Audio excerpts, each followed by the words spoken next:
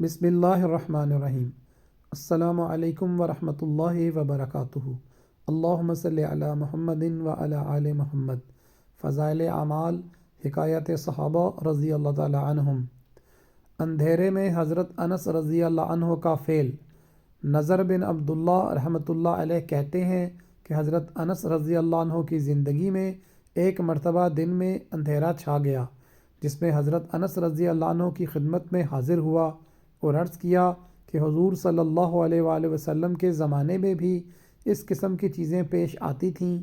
انہوں نے فرمایا، خدا کی پناہ، حضور صلی اللہ علیہ وسلم کے زمانے میں تو ذرا سی ہوا تیز ہو جاتی تھی تو ہم لوگ قیامت کے آ جانے کے خوف سے مسجدوں میں دوڑے جاتے تھے۔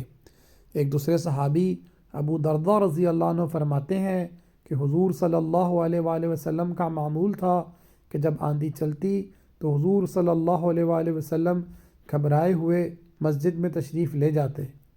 آج کسی بڑے سے بڑے حادثے، مصیبت، بلا میں بھی مسجد کس کو یاد آتی ہے؟